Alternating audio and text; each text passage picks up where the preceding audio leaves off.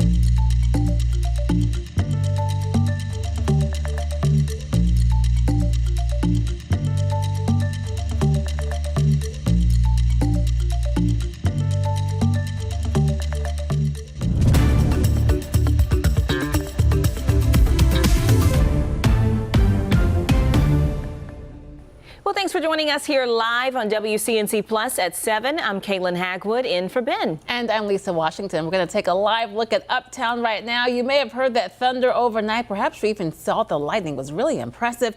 For the most part, the severe weather stayed away. Thank goodness. Meteorologist Chris Mulcahy joins us now with the weather impact forecast. Yeah, we had one severe thunderstorm warning, and that was around York County, and that was right around sunrise. But overnight, it was just a really active storm system, rumbles of thunder here in Monroe. It was an active light show pointing this direction from the government center, but now all is well. And our Dallas camera, well, night and day difference, literally, because this is day and the shot I'm about to show you is at night. Check out this light show. Woo! We had fun watching this. My director and I were here earlier, Rusty, and this one was especially cool where you could see, ooh, yeah, the branches for that one right there. So it was very active as really, I think, the strongest thunderstorm associated with the system rolled through our Dallas camera. All is well now. We are now rain-free. Slightest chance for maybe a redeveloping shower up here in the high country for this morning, but most of us staying dry for the course of today. Current temperatures right now, 68 degrees in Charlotte, 66 around Statesville, and then 68 in Sherrod. Boone, you're at 57 degrees. We do have some dense fog. Areas to the north, you've had a longer time to dry out, and a lot of that moisture is trying to rise up and evaporate and eventually condense into some ground clouds, aka fog. So a quarter-mile visibility right around the Hickory area, west and north on I-40, and then up into the mountains, still about a half-mile visibility. I'm even seeing a goose egg right here around Jefferson. So that's definitely the biggest hazard that we have for the time being. This front will eventually cool us down, but not yet. Today is the top, the pinnacle, the warmest day of the week, right around 88 degrees. So if we hit that, that'll actually match our hottest temperature. We can't get past that so far in 2025. Sherrod, you've already hit 90 degrees and you're going to do it again today. A warm front is locked and loaded. We're technically in what's called the warm sector here. But then once this cold front arrives, that's going to allow for some drier air and even some windier conditions to drag on in. So our muggy meter, muggy right now, but then by the back end of the forecast, great. It actually feels really comfortable. I love this evening. Go for a walk, get outside, do whatever. You can go to Bark in the Park. That's a good time up at the night's forecast where there's actually an interleague game. This is game 2 of 6 and a great view from uptown. The seats will be dry at that point. Temperatures falling from the mid 80s down to the mid 70s by the 9th inning. Tonight's forecast, either side of 60 degrees. Some of us dropping down into the 50s. That's about 10 degrees cooler than a start of around 68 to 72 that we had earlier this morning.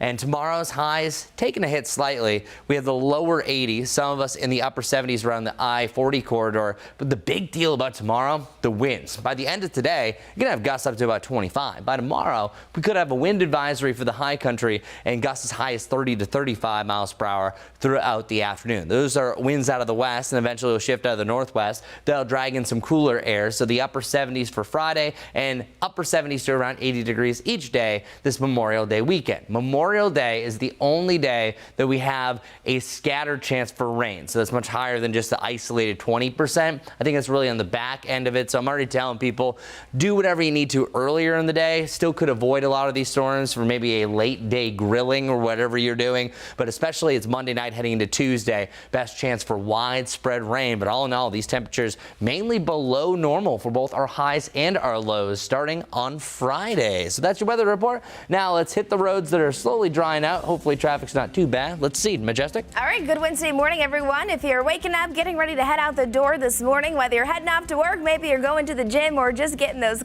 kids up and ready for the school day, want to walk you through a few things you can see as we zoom it on out. This is the fog that Chris has been talking about. All of this orange here indicating where visibility may be limited at times, especially for Boone and Jefferson, even through Hickory. So just travel and be ready for changing road conditions. Want to also walk you through this ongoing accident that is causing some backups. You see all that red there? That's I-85 southbound lanes being impacted by this. There's a crash just before exit 41, that Sugar Creek Road, and cars are really just moving very slowly because of that. Another ongoing accident on University City Boulevard and Back Creek Church Road. You can still see those impacts there. It seems like traffic is still moving. It's just moving a little slower than it should be.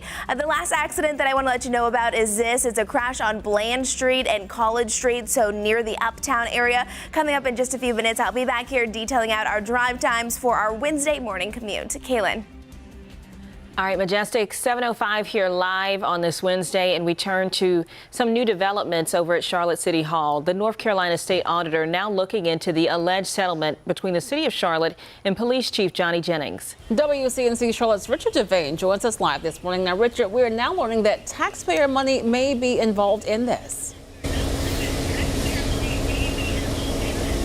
Yeah, Lisa, good morning to you. Good morning, Kaylin. And that is what has got the state auditor involved in this case. And that's what a lot of folks are wondering, why there's not enough transparency down in City Hall. Now, this morning, new questions are swirling over a confidential settlement between the City of Charlotte and CMPD Chief Johnny Jennings. They say the settlement could be anywhere between $100,000 and $300,000 of public funds. In a letter sent to Mayor Vilaus, North Carolina State Auditor Dave Bollock is demanding answers, specifically where that money came from. The settlement stems from text messages between former council member Tarek Bakari and Chief Jennings, tied to the push to allow officers to wear those outer carry vests, this after last year's deadly ambush. Taxpayers are voicing concerns about transparency, saying it's wrong to keep the payout amount secret. Now, we spoke with David McGarry, the Taxpayer Protection Alliance, who says the auditor has a duty to hold public officials accountable, especially when taxpayer dollars are involved. That is entirely right. The first duty of the state auditor is to shed light on this situation so that the taxpayers and the voters can know what's going on and make their own judgments about whether something wrong has occurred. There seem to be multiple levels of the details being shrouded from both elected officials and from the general public. And that's simply no way to run a railroad, much less a government.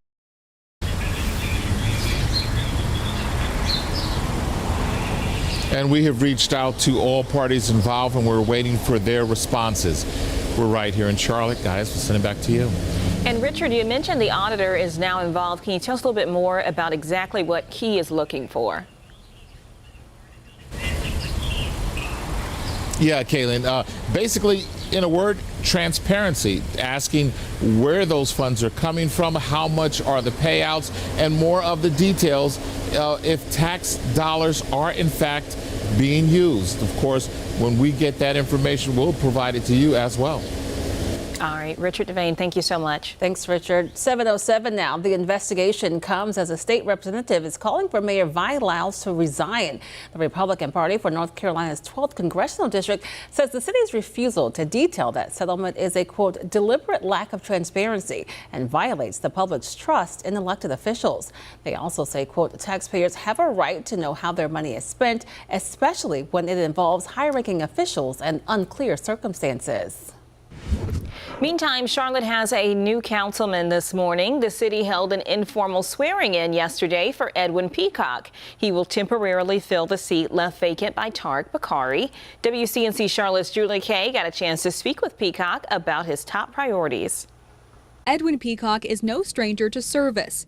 So help me God. So help me God. You are now sworn in. All right. He served on city council from 2007 through 2011 and ran for mayor twice. While Charlotte has grown since his first time in office, he says the priorities are the same. Well, my biggest priority is going to be council's priorities, which obviously start with public safety, economic development, transportation, housing and neighborhood development, and the environment. But he says the biggest challenge is transit. The council is looking to secure legislative approval to put the 1-cent sales tax on the ballot to fund the light rail expansion. I look forward to working with my colleagues, working with state legislators, and clearly working with citizens who want to see Charlotte be congestion-free and obviously have a really highly mobile city. While his goals have been a constant, joining this council comes with unique challenges. For one, Monday's initial vote was a tie between him and Krista Bakari, Tarek Bakari's wife, that Mayor Lyles had to break. I don't judge anything about last night's vote at all. Those are simply votes. He also has less than 7 months before someone new takes over. While he says he has no plans to run, that playing field could be a dramatic one. Krista Bakari made headlines earlier this month when she told me she wanted CMPD Chief Johnny Jennings to resign over a settlement with the city. She acknowledged speaking out would impact her chances at this position, but that the controversy actually increased her drive. Monday night on Facebook, she said she's disappointed in the outcome, but says her work isn't done. Peacock says his focus is getting council back on track. At times, council can get off track, and as we've seen over the last couple of weeks, you tend to turn inward when you really need to look outward. And right now, that's what we need to do, is is look more towards the future in which direction we know that we should be going. Though it's a brief appointment, it could set a tone for that direction. That was Julie Kay reporting. A local daycare is under investigation this morning after a toddler never woke up from nap time. It happened at Creative Beginnings of Lenoir. The 16-month-old died after a worker found them unresponsive on Monday. Police said the child went into cardiac arrest and was rushed to the hospital but didn't survive. State records show that daycare has been cited in the last year, including failures to check sleeping positions and gaps in CPR certification for staff. The daycare posted on Facebook yesterday saying in part, quote, "We are deeply saddened by the loss of one of our sweet little angels at Creative Beginnings of Lenoir. Our hearts are broken. We're struggling to find the right words in the face of such sorrow." The Lenoir Police Department also extended its condolences.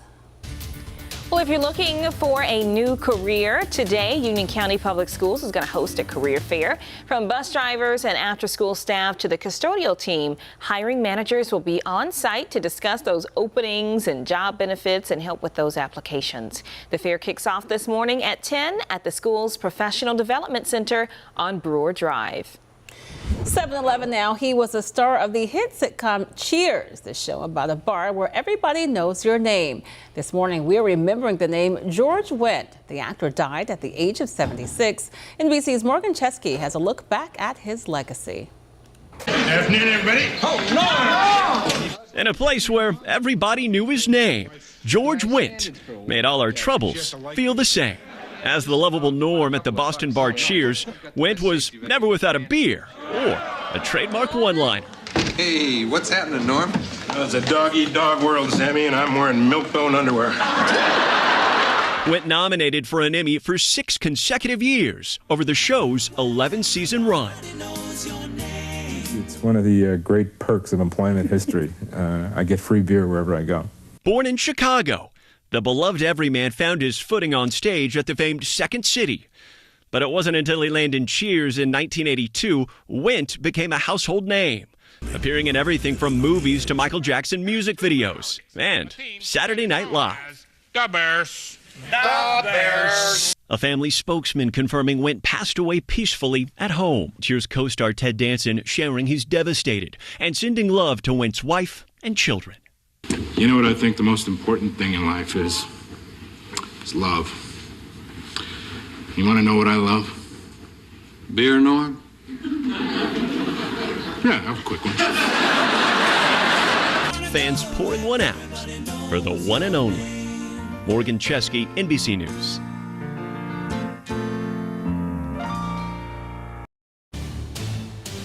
Millions of people are still under a severe weather threat this morning after storms yesterday brought more tornadoes to states like Tennessee and Alabama. Reporter Kathy Park has the latest from the storm zone.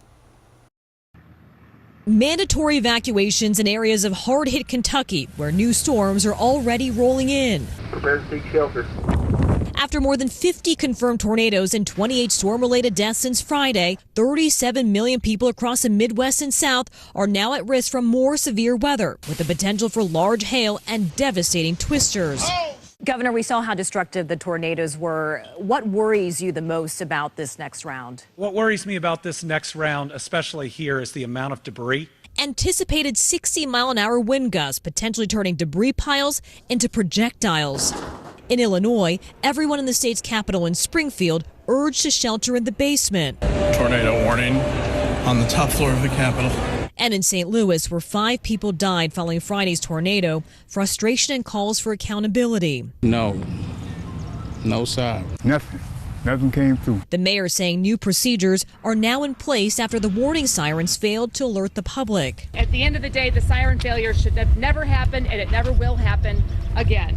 The whole house was shaking, and you could hear the tin ripping off. Back in Kentucky, Shelby Gregory grateful his family made it through the storm alive. Where do you go from here? I can't describe the overwhelming, the generosity and help from everybody.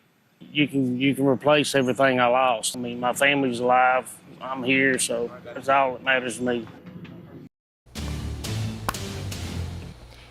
Rough Kathy week. Park with that. Now, is that the same line that moved through here overnight? It's a piece of it, yeah. It was an evolving system. It was the same cold front and low that was ongoing. The one that was further over the weekend in Kentucky was technically a different one. Okay. But they're all associated with one another. And just yesterday alone, there were 252 wind reports, 114 hail reports, and 14 tornado reports. Wow. So that's a lot, by the way. And we luckily didn't have as many tornadoes as we did over the weekend, but still not great. Check it out. This is the Tennessee Highway Patrol looking at some other video.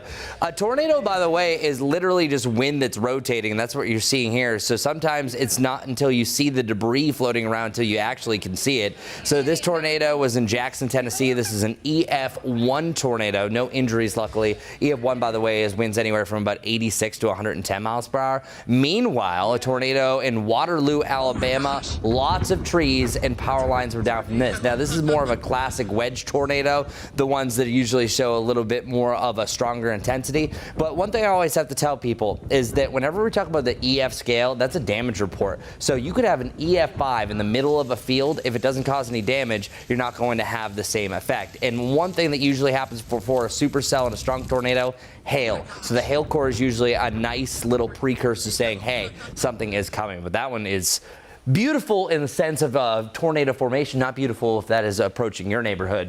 And it's sad to see how much damage came from these storm systems, and it was the perfect setup. And this is the reason why we have so many tornadoes here in the United States. It's that colder air coming from the northwest, that warm, moist air coming from the Gulf. They smack, meeting each other, and either in Dixie Alley, Tornado Alley, or really just the central part of the United States. But look at all these reports that flourished from that front that rolled on through. Now we'll see a front roll through our area a little bit later on today, but it's not going to do anything. We're a little bit too dry. Our severe weather risks are spotty all across the United States. Looks like the line of storms that we had roll through earlier this morning, it could pick up strength yet again, but in the far eastern side of the Carolinas. So say if you're going to be heading there a little bit later on, you might be driving up on some storms over the next few hours. Charlotte, whole lot of nothing. Nice that we have no severe weather risks. Normal setup as far as our jet stream goes. We were talking about this earlier at the end of our WCNC programming, but bringing it to you here on our Plus channel, the jet stream has been in what's called atmospheric blocking, and Beck actually has a great weather IQ explaining it coming up.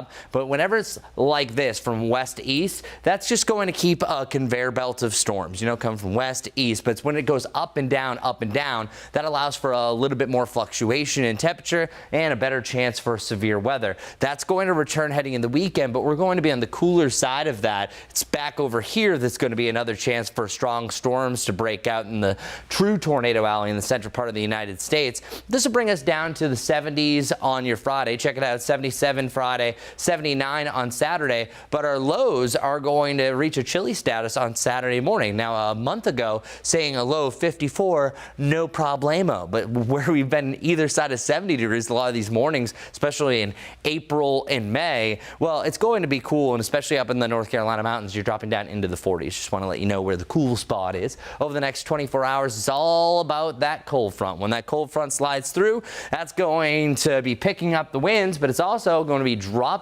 that moisture content this evening. Perfect. It's going to feel so much better than what we have this morning. And over the next few days, you got to take advantage of these moments, because once you get to summertime, it is rare. It's almost witchcraft whenever you have not a humid day during the middle of summertime. So I want you to enjoy the drier days that are setting up later on today, heading through the end of the week into the weekend. And speaking of your holiday weekend, Saturday, Sunday, and Monday, our best chance for rain right now looks to be closing out your late Monday heading into Tuesday. I do want to bring up one more thing before I send it over to Majestic for your morning traffic. I want to talk about those winds. Those winds are going to be especially strong by tomorrow, where current winds right now, barely anything, but you're going to have some of those wind gusts that are going to get up to around 30 to 35 miles per hour by tomorrow afternoon. So just keep that in mind, especially windy to end the week and then heading through your holiday weekend. Looks like Saturday is the best day of the extended 3. Majestic, your turn now. All right, well, those roads are definitely going to get busy with the Memorial Day weekend. Whether people are coming into town or you're heading out of town, make sure you're just, of course, driving very safely, whether it's this morning or this weekend. A live look outside I-77. A look at some of our York County County cameras out there in South Carolina. I-77 at Lake Norman, also going to be a popular place to be spending your weekend at. Let's take a look at our live traffic maps. You can start to see those impacts there around the uptown area, but again, still tracking some visibility concerns. Some fog has developed for areas shaded in that orange there from Jefferson through Hickory. So just be mindful that you may encounter some changing road conditions because of the fog, and potentially still some wet road conditions, just depending on where you're traveling. Let's zoom it in because we are seeing the outer lanes of I-45 really starting to back up. Not seeing any accidents there, but slow moving conditions are certain. And then as we head up towards Huntsville, we also have another ongoing accident there. It's on Old Statesville Road near Stumptown Road. Again, seeing medium impacts. Then another one that we've been keeping a close eye on that's actually quite impactful is I-85 southbound lanes. There's a crash just before exit 41, which is Sugar Creek Road. Cars are moving very slowly. We'll keep an eye on that and everything else for you over the next several minutes and a couple of hours. But if we see anything big concerning, we'll be sure to let you know. Lisa. Time for today's tiny town just happens to be Waco. That's Waco, North Carolina, just a few miles from Cherryville over in Cleveland County. Waco, North Carolina, the tiny town. By the way, the original name was Ramsey Crossings, but the postmaster took a trip to Texas, saw the town of Waco and said, hey, we ought to be Waco. So in 1879, Waco, North Carolina was actually founded. Population 310, only about 0.8 of a square mile. Very small. Well, yeah, that's what we call it, a tiny town. So once again, we're saluting today our tiny town that's Waco, North Carolina. I'm Larry Sprinkle.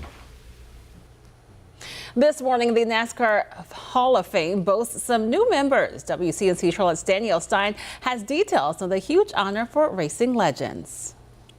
The NASCAR Hall of Fame officially has its newest class set to be enshrined. It was said that the voting process took about 2 hours to decide from the 15 nominees of who would be inducted, but headlining the class on the ballot for the first time, Kurt Busch. He received 61% of the modern era ballot votes. Busch is known to be fiery and earned 34 Cup Series wins, including a win at the Daytona 500.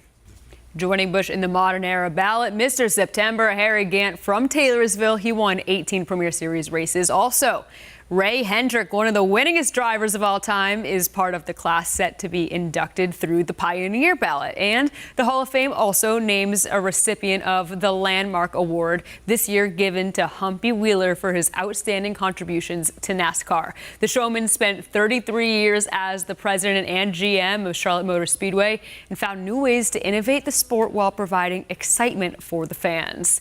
And we'll be heading over to Charlotte Motor Speedway this weekend for the Coke 600. That is it for sports. I'm Danielle Stein, WCNC Charlotte. Well, there is a new champion of The Voice this morning. Let's get to it. Ladies and gentlemen, the winner of The Voice is...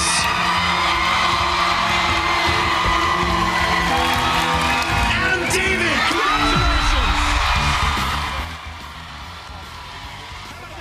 And what a moment. You heard it there. Adam David from Team Buble was named this season's champion. David made it to the finale, beating out Renzo from Team Legend and Jalen Johnston. Here's what he had to say about the incredible win. I am in shock. I visualized this. That's how it works. I put the effort in. I put the time in. I put the work in. It doesn't always guarantee you to get here. And I am so grateful. Once he joined my team, I started following him on Instagram and TikTok, and that's when I started to watch stylistically all the different things he did. And I called him up and I was like, dude, I just became a fan. Wow, and what a cosign there as well. This was Michael Bublé's second straight time coaching an artist to victory. David did win over Voice viewers on May 19th with knockout performances, Hard Fought Hallelujah by Brandon Lake and Joe Cockers, You Are So Beautiful. For his finale performance, David took the stage with Bublé for a rockin' rendition of The Wait by the band. The Queen of Motown is coming to the Queen City. Legendary singer Diana Ross is set to perform at the historic Carolina Theater this fall. The concert is scheduled for October. However, the exclusive performance is only open to members of the Foundation for the Carolinas. And as we said earlier, if they need any +1s or +2s, we're available. Is it too late to join the foundation, just to be in the room with her? No, that would be amazing. That would be incredible. Well, stay with us here. We're going to take a quick break, but keep it with us on WCNC Plus. We're going to have another check of your weather and traffic coming up at 7:26. Then we'll have your headlines at 7:30.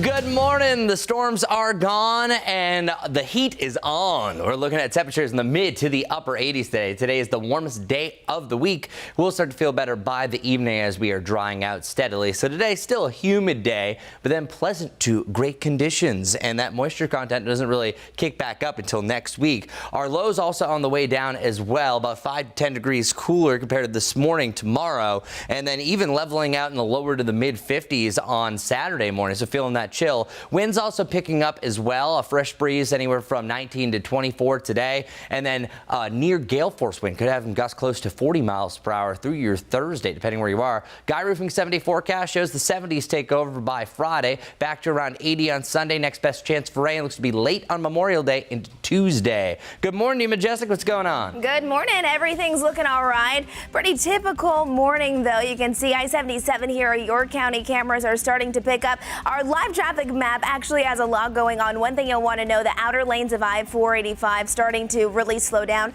No accident, just some congestion. We do have an accident here, though, on I-85. Southbound lanes are being impacted by this. It's at exit 41 on Sugar Creek Road. We'll have more on WCNC Plus coming up. Hope to see you then.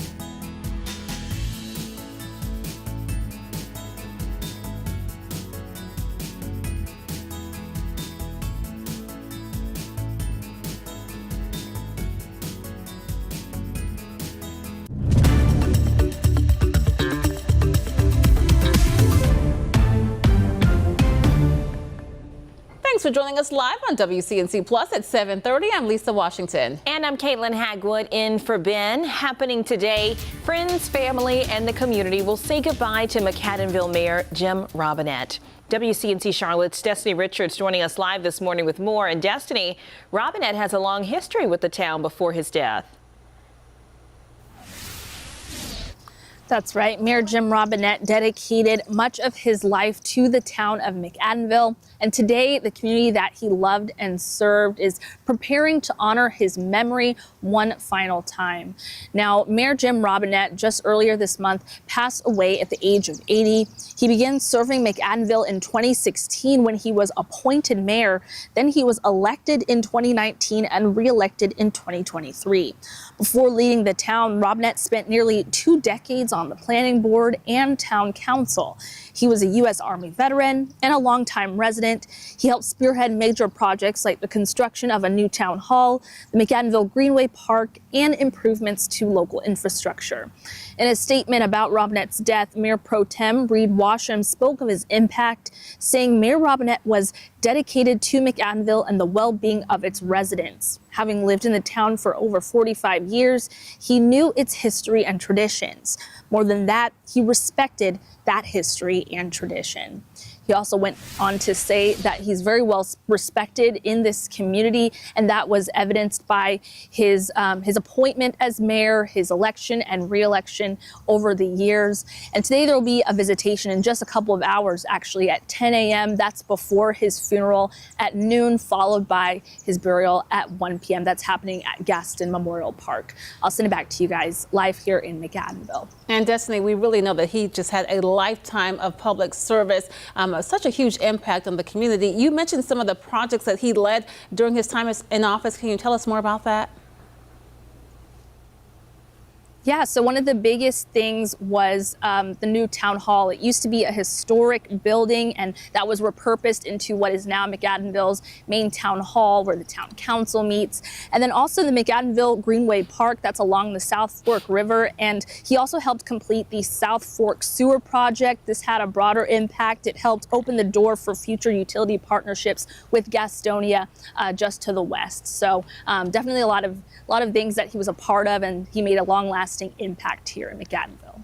All right, Destiny, thank you so much for that report. Thanks, Destiny. All right, let's bring in Chris Mulcahy with a look at that WCNC Charlotte weather impact forecast. Chris. Sunshine always follows rain. That's exactly what we have, because several hours ago we saw a light show from this camera pointed this direction as storms had passed Monroe and were pushing into parts of Anson and Chesterfield County. Also, Dallas was quite the show as well, and I'll show you that in a second. However, you can't see as well anymore. Well, what's going on? We have all that moisture that was at the surface rising up. It's condensing. It's turning into some low-level clouds. So we will have a little bit of a fog risk. But check it out. This is what we saw between about 2 and 3:30 this morning.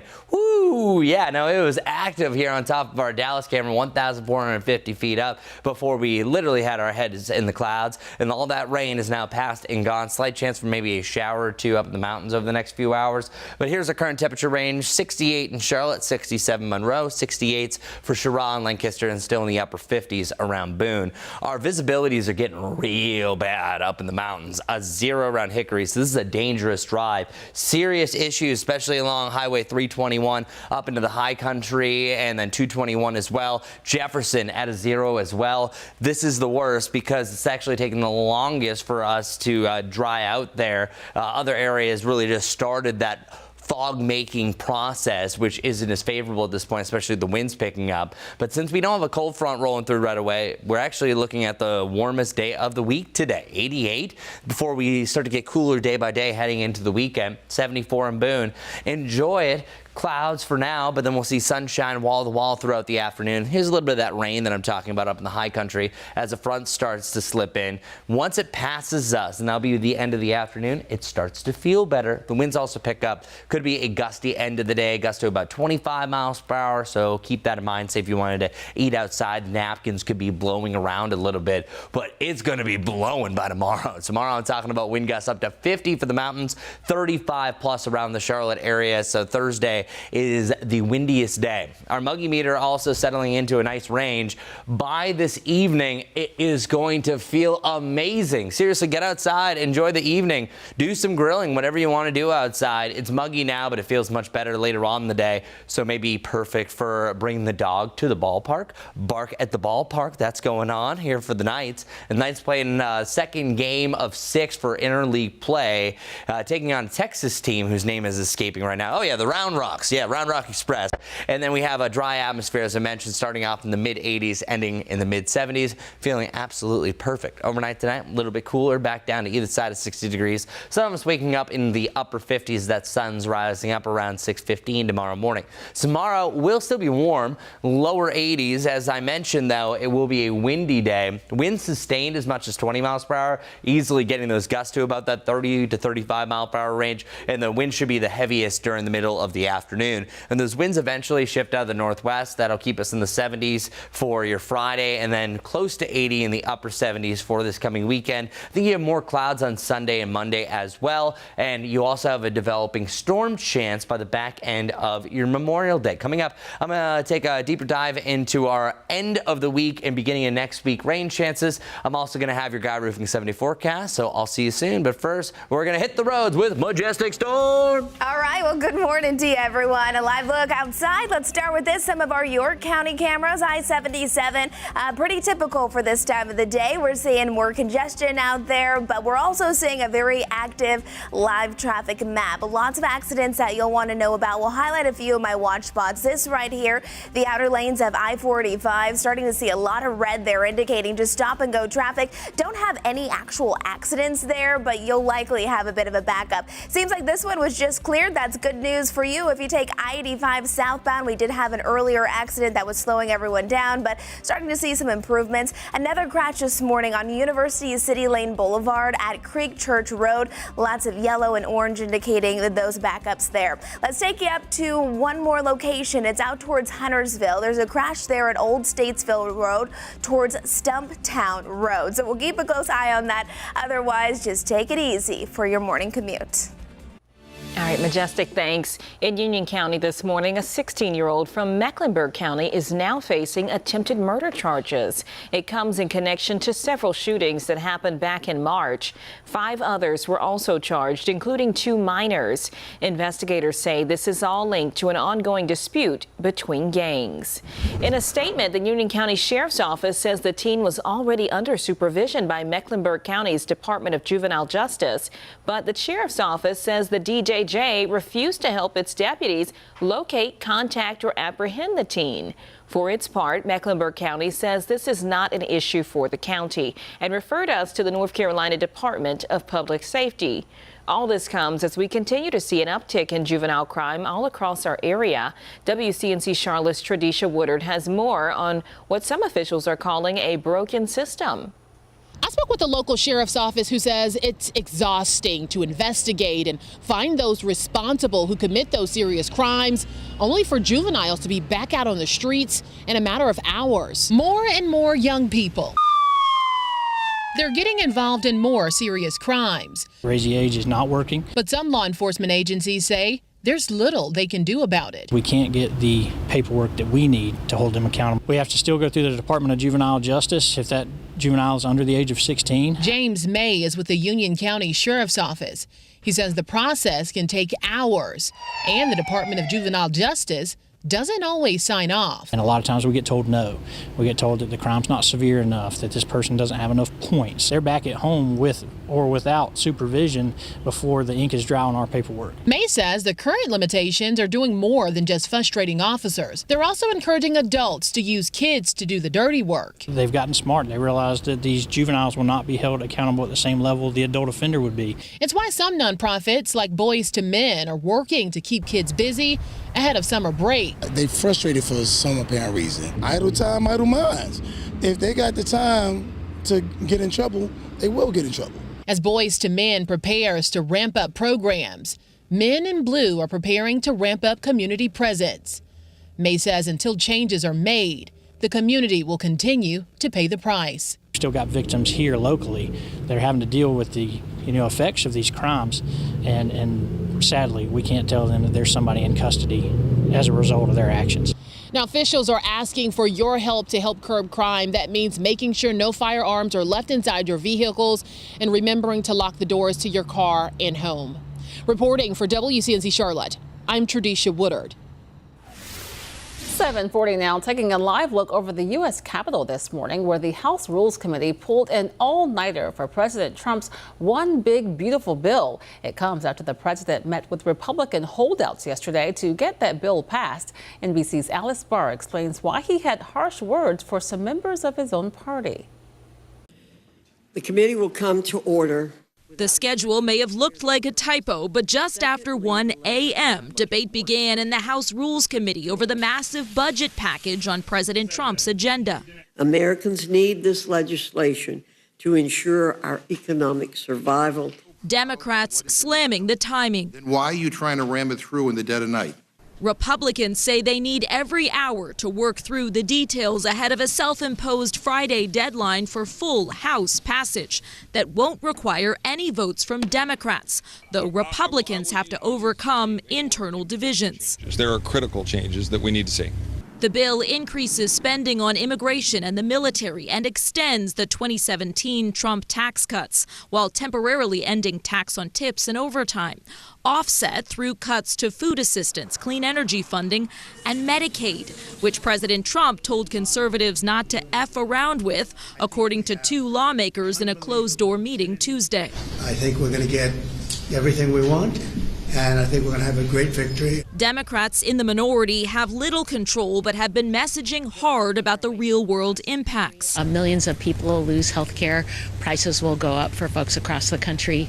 Lindsay Latham, who relies on Medicaid to support her special needs son, is deeply worried. People will file for bankruptcy when they have to go to the doctor or the hospital, and there will be ripple effects. Republicans insist they're targeting Medicaid fraud, but the nonpartisan Congressional Budget Office estimates the bill would take health insurance away from at least 8.5 million people. Other independent reports have predicted the bill could increase the federal deficit by as much as $3.8 trillion. And that is the hang-up for the Republicans who've been opposed. They're not confident the proposed cuts will be enough to make up for new spending. In Washington, Alice Barr, NBC News. New this morning, we're learning more about why former President Biden's prostate cancer went undiagnosed for so long. A spokesperson tells USA Today that his last known screening for the disease was in 2014. While he did an annual screening during his presidency, the checkups did not include a test that screens for prostate cancer. That's because medical guidelines do not recommend routine testing for men over the age of 70. As millions get ready to fly out for Memorial Day, new data shows fewer people are flying out of Newark Airport compared to this time last year. It has dropped as much as 20% now. And this all comes amid constant canceled and delayed flights, in addition to that runway construction.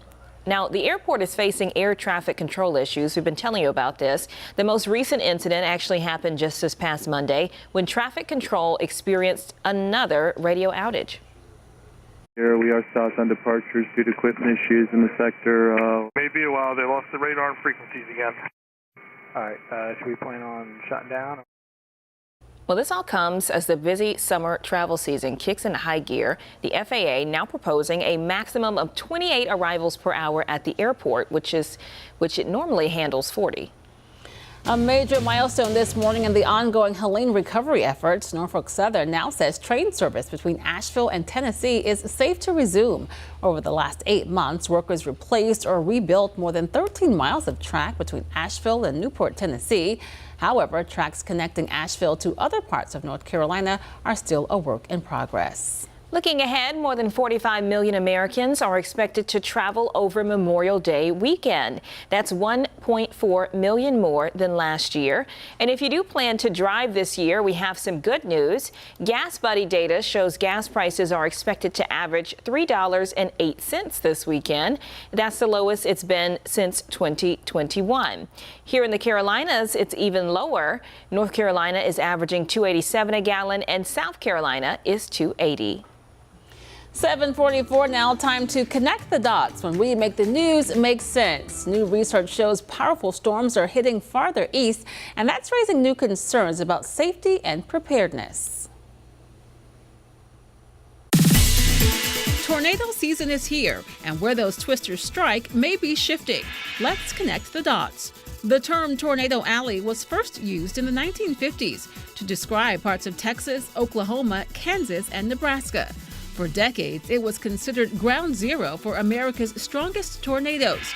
But recent research suggests that may be changing. Studies show tornado activity is increasing in the southeast and Mississippi River Valley and declining in the plains. Meteorologists blame climate factors like drought in the southwest and warmer Gulf waters. Storm chasers say it's getting harder and more dangerous to follow tornadoes in the south, where dense forests and poor visibility add to the risk. And experts also warn the southeast is more vulnerable, with more people, more mobile homes, and more nighttime storms. Bottom line, tornadoes can happen anywhere, not just in the plains. That's why meteorologists say the best protection is having a plan, no matter where you live. And that's connecting the dots. Great job. Thanks. And so it's shifting more and more east, but not exactly where we are. At least not yet. Not yet. Where Majestic came from is Dixie Alley. Yeah, really. So I lived in Arkansas over the last 3 years, and you know, people who lived there were like, we're getting more and more tornadoes. When they first lived there or moved there, they're like, well, it wasn't that common. It was oftentimes in Oklahoma. Yes. And right in the Ozarks, usually you don't get that much activity once the storms hit the mountains. But now it's really so frequent. So even when, you know, Oklahoma would have big severe weather outbreaks, it just moved straight into Arkansas and became a lot more impactful. And a lot of that's associated with the Gulf getting even warmer, because the faster it's warmer, especially earlier in the season, that's more moisture being pushed up there. And also there's more people that live there, so that's actually the deadliest part of Tornado Alley as well. So it's so densely populated. But for us, again, we're good. Charlotte is not a part of any alleys. However, this is the original one. This is the old one. Now the new one in recent years has been deemed, come on, don't let me down, graphics. Okay, there you go. The new Tornado Alley, yep, that encompasses the heart of Majestic's previous land, right around Arkansas, and goes all the way up into Minnesota, spreading over to the western side of Ohio as well. One interesting stat, because I worked in Ohio has had a few EF5 and F5 tornadoes, depending on the year they happen.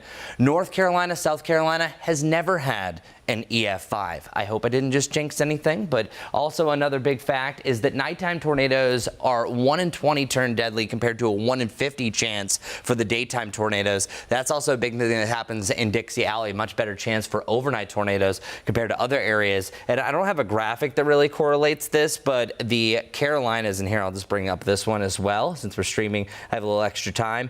We actually have something that's called Carolina Alley, and Carolina Alley in here, I'll put it right in here, and I'll bring up my little arrow tool. Carolina Alley is typically found right in here, so it's right in this section that has most of the strongest tornadoes, where it's about 66% of all the EF5 tornadoes we've had have happened in this area, and actually a majority of those actually happened back in 1984. That was a really bad year, so it wasn't just in recent years that we've had that type of activity. All right, enough with tornadoes, because today's going to be a beautiful day, and I want to be on the optimistic side of our forecast. We do have some low-level clouds, and that's what you're seeing in the background here on top of our Dallas camera. 68 degrees right now in Charlotte, 70 degrees in Chirac, and then 58 degrees in Boone. I am not going to show you any storm prediction center graphics today, because we have no storms that we have to watch out for. It's actually all good news, so I get to be the good news guy. Zeros, though, for fog. It is not a good drive around Hickory up to Jefferson. This is the worst area for fog right now. Meanwhile, you see two examples around Monroe. It's fine. And the reason why they actually have better conditions is for fog to form, you need a moist ground, a clear sky, and a calm wind.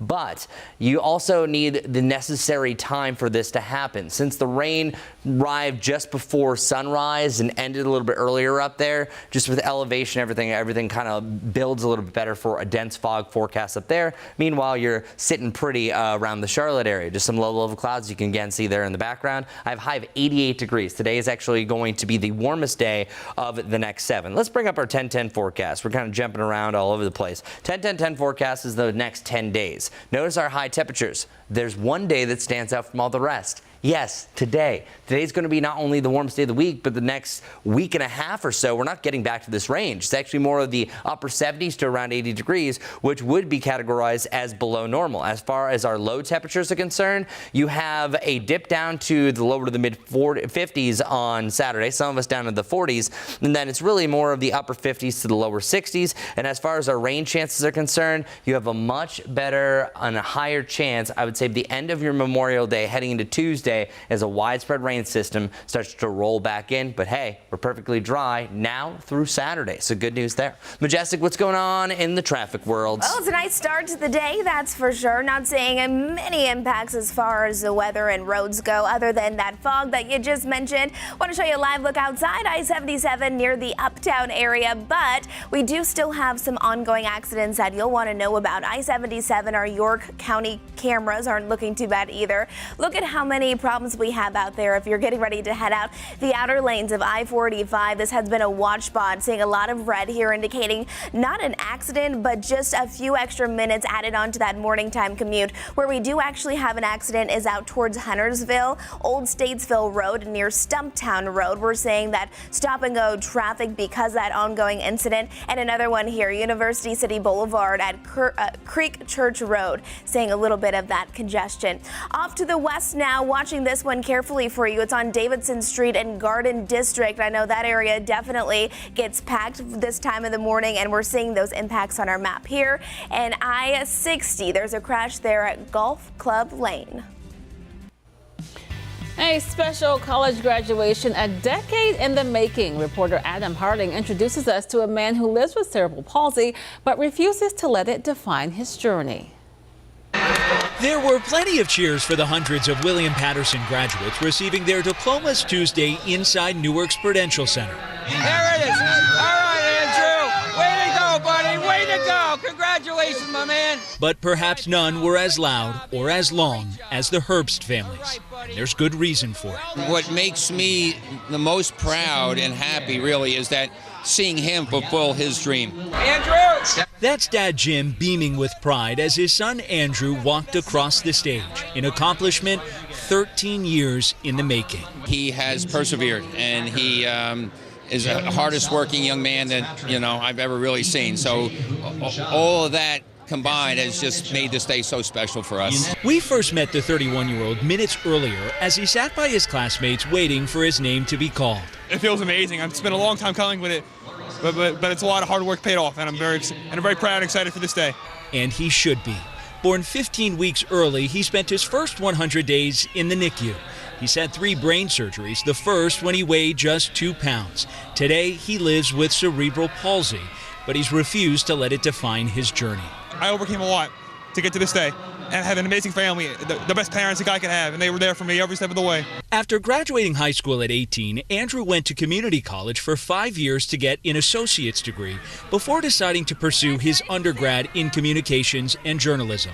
It was challenging. I mean, I wasn't ready out of high school to go to a 4-year school, so I got my associate's first, and it was the best thing I did because just to get me ready for college, and then I was ready to come here. He would take 1 or 2 classes at a time, and after 8 years, his hard work paid off. He not only finished, he graduated with honors.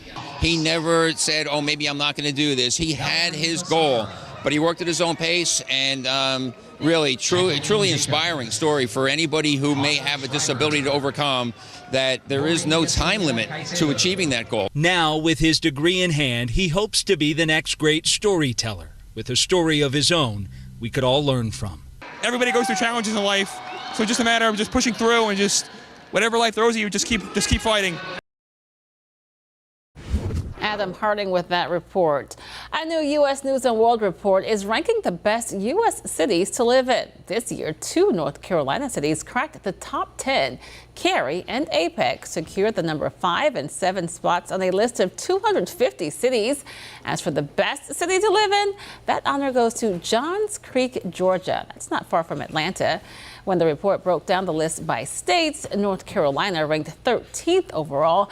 South Carolina didn't fare as well. They were down at number 40. The small towns really won out on this one. Yes. Like oftentimes that's how it goes with the small towns that maybe people don't really know about until you find those gems that are just Amazing. And we should say the Apex and Cary are kind of suburbs of the Raleigh area. So usually those suburbs closer to the bigger cities are the ones that people think are kind of ideal. But Charlotte, wonderful, and all the surrounding cities and towns. Yes.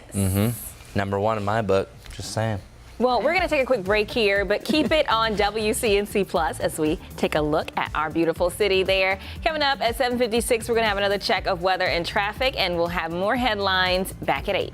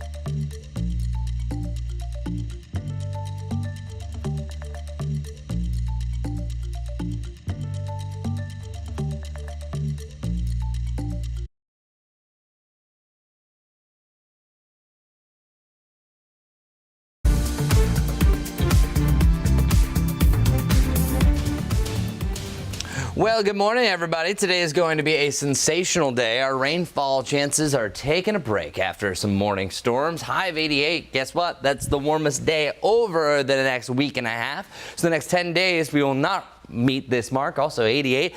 If we hit that, that's actually going to tie our warmest temperature of 2025. We can't get past the 88 point yet. We will, just not yet. 83 is what we have for tomorrow, and then the 70s are going to feel amazing to end the week heading into the weekend. I'm super excited. Also, the mugginess on the way down. It's the muggiest part of the day right now, and then starts to feel better through the afternoon.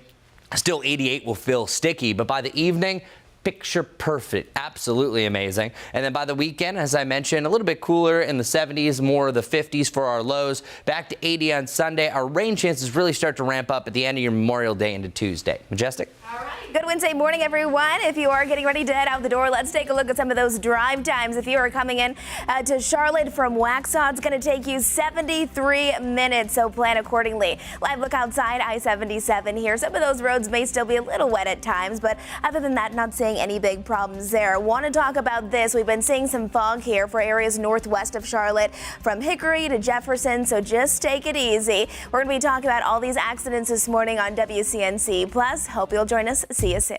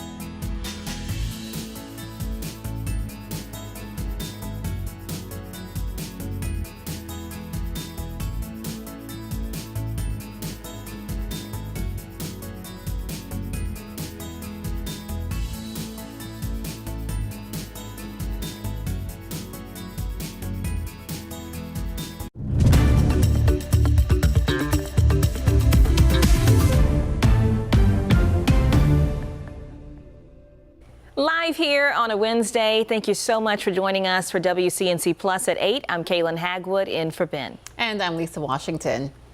Well, we want to start this hour with the latest on that developing situation at Charlotte City Hall. The North Carolina State Auditor is now looking into the alleged settlement between the City of Charlotte and Police Chief Johnny Jennings. WCNC Charlotte's Richard Devane joins us live this morning. Now, Richard, we know that you just received a response from the Charlotte City Attorney. Please tell us what you've learned. Yeah, we just heard from the city attorney. Well, first of all, let's tell you why they're upset.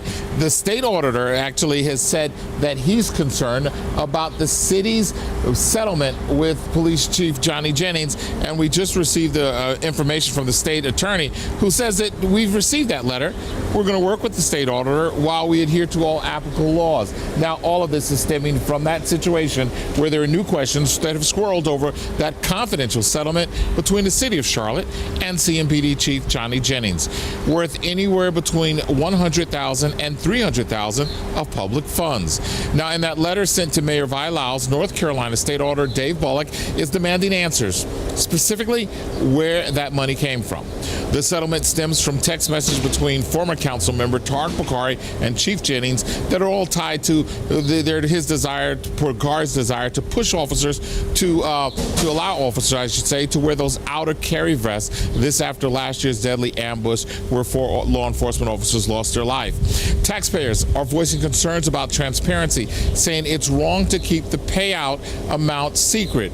We spoke with David McGarry, the Taxpayers Protection Alliance, who says the auditor has a duty to hold public officials accountable, especially when taxpayers' monies are involved.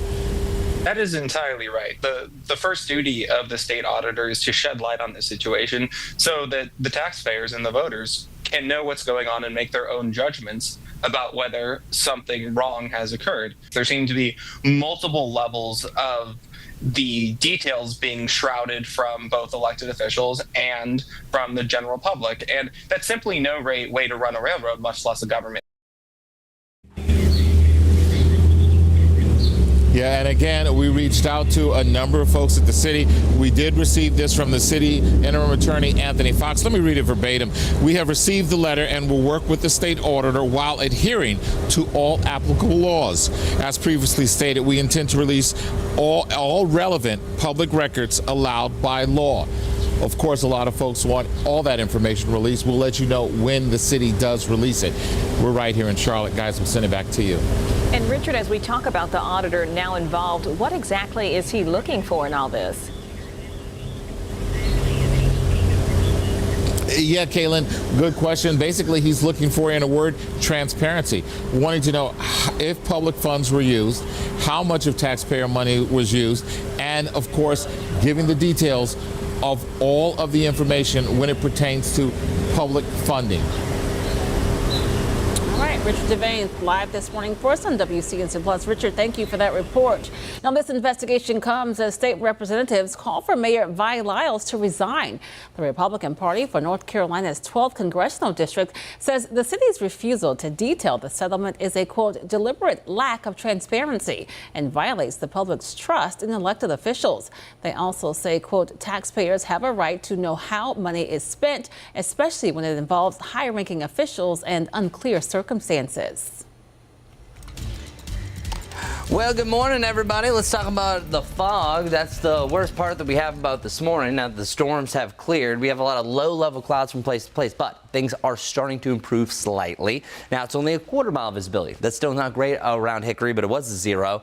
Jefferson, you're continuing to be at a 0, and I think it's still the next hour or two that we'll have some of those dangerous low visibilities. Not expecting to drop down that range around the Charlotte area, so good news there. Uptown, still pretty cloudy because of that low-level cloud. But by the way, fog literally is just a stratus cloud that's on the ground. Once it gets above our heads or you can't see it through your view camera, it's just a low-level stratus clouds, a little weather IQ there. And you can see for our satellite and radar, these clouds really aren't picked up well by the satellite imagery. You see the thicker clouds further off towards the east, which, by the way, that line of storms that rolled through this morning could regenerate into a chance for some stronger storms in the eastern side of the Carolinas, but not here. Our normal high, 81. We're at 88 today, so it's actually an above normal day. Sunshine galore through the afternoon will be a delightful one.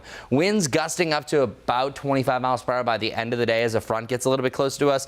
So mid the upper 80s, sorry for coughing at you, across the area, and then close to 90 degrees down to the southeast, and still pleasant in the 70s in the mountains, but the higher you go up, the windier it's going to be over the next couple of days. So here's what's happening. We have a warm front that passed, and now we have a cold front that is in its wake. This is technically called the warm sector, and in here, sometimes under the right conditions, you can have big-time severe weather, but that's already passed and closed. This front's actually going to slowly push its way further off towards the east, crossing through the afternoon, which will slowly start to make us feel a whole lot better. And then another cold front will try to move on into the frame, which will also cool us down further Thursday heading into Friday. There's a slight chance for rain here, but I don't think we have enough moisture to really fire anything up. Low temperatures, not that low, but still lower than where we have been. Should average about 60 degrees. We're close to that tomorrow. And then the 54-degree point will be the coldest of the week on Saturday. Some of us are on the I-40 corridor in the mountains, dropping down to the mid to the upper 40s. So feeling the chill. It'll be a nice, cool, crisp change compared to starting off around 70 like some of us did this morning, such as Charlotte.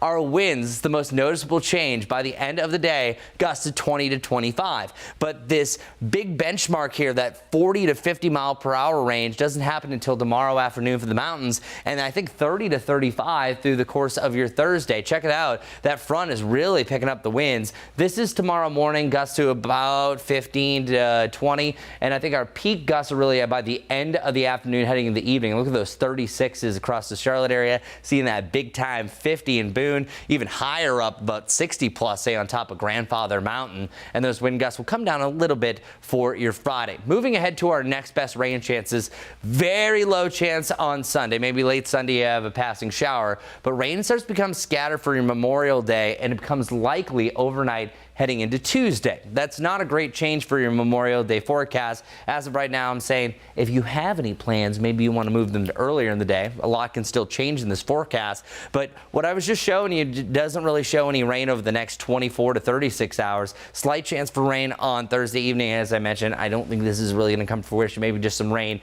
in the mountains for you. But here's the reason why we're going to see more rain to close out your Memorial Day. This is a stationary front, meaning that we have a small form of some atmospheric traffic. It will start getting going through your Sunday. That's going to drag in more clouds. And once this warm front is draped across the area, that's going to be a better chance for rain heading into your Memorial Day. I think it's really by the late day heading into the evening, what the forecast is showing right now, that we could have widespread rain. Once this low pressure system parks its keister over us, that's the big rain. So I think the wettest period looks to be Monday night, Tuesday morning, and then eventually it'll push its way off towards the east. As of right now, it doesn't look to stall out in the area, so that we'll start to see another drying trend beyond that. But you don't see it here on our Guy Roofing 70 forecast since we end on Tuesday. Today is the warmest day. The coolest is Friday, and the coolest morning is Saturday. Great weather for the Charlotte FC game. Just more clouds so far for the Coca-Cola 600. Slight chance for rain, so we'll keep an eye on that. And again, I think we're dry for the first half of your Memorial Day before that rain starts to roll in, but certainly an above normal or below normal forecast really starting on day 3 of the forecast and beyond. Majestic? All right, that's pretty good to me. I do want to break down a few things you'll want to know, though, before you head out the door this morning. Those drive times there are really starting to pick up. If you're coming in from Matthews to Charlotte, it's going to take you 32 minutes, over an hour, though, if you're coming in from Waxhaw. Live look outside. Those roads are really starting to dry out nicely, and today's just going to be a gorgeous one, so really no problems there. I want to show you, though, how active our live traffic maps are. Still seeing those major slowdowns along I-485, the outer loop there. Not seeing an accident. Just adding on to your already busy morning commute. Want to talk about this accident, though. It's over towards Huntersville. It's on Highway 115, Old Statesville Road, near Stumptown Road. I've been seeing those colors change quite a bit, so that's just indicating that we're seeing more backups there. Another one that just popped up, it's on Margaret Wallace Road. There's a crash there between between Marshbrook Road, and you can see that intersection where we are seeing more stop and go conditions because of that accident. The last one I want to let you know about is right here. It's on Old Nations Ford Road at Westinghouse Boulevard. Not seeing big impacts, but you might want to be mindful of it if you typically take that route. All right, Majestic, thanks so much. Charlotte has a new councilman this morning. The city held an informal swearing in yesterday for Edwin Peacock. He's temporarily going to fill the seat left vacant by Tarek Bakari. WCNC Charlotte's Julie Kay got the chance to speak with Peacock about his top priorities. Edwin Peacock is no stranger to service.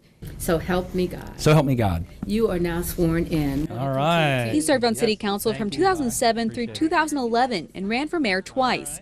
While Charlotte has grown since his first time in office, he says the priorities are the same. Well, my biggest priority is going to be council's priorities, which obviously start with public safety, economic development, transportation, housing and neighborhood development, and the environment. But he says the biggest challenge is transit.